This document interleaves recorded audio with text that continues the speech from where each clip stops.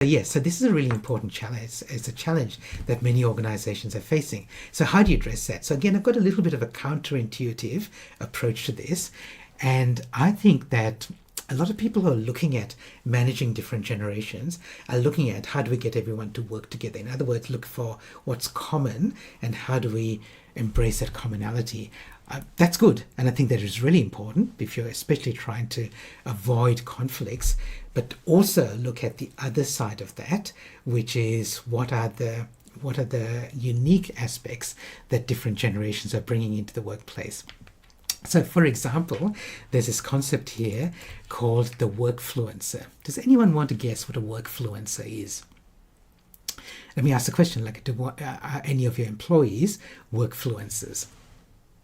So workfluencer is a person, and it's typically a young person, who's kind of like an influencer, like an online influencer, but instead of running their own business and trying to make money by getting sponsored products because they've got lots of followers, they're talking about their work online. Okay, so the good, the bad, and the ugly, and you hope that it's mostly good, but you're okay with them, maybe talking about some of the things that are not so good as well, as long as predominantly they're talking about the good stuff. So do you have workfluencers in your team? And if you don't, I guess the other question to ask is, would you be willing to allow a workfluencer on your team to share about what they're doing? Now, you might want to put some guardrails in place and some guidelines so that they're not doing things that are inappropriate or breaching privacy, confidentiality, security.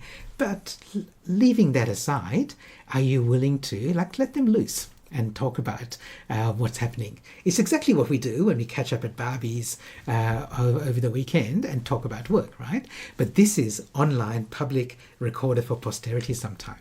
Okay, so again, how good is your culture that you'd be willing for workfluencers to talk about it online? Because again, coming back to your employee value proposition and your brand, the way that people are finding you, the best people are finding you, is not only by looking on Seek, not only looking at your website, not only reading job ads, but is talking to each other.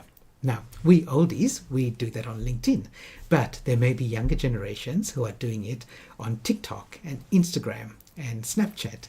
And are you willing to let that happen? Or do you have strict policies in place that say it's against your rules of employment?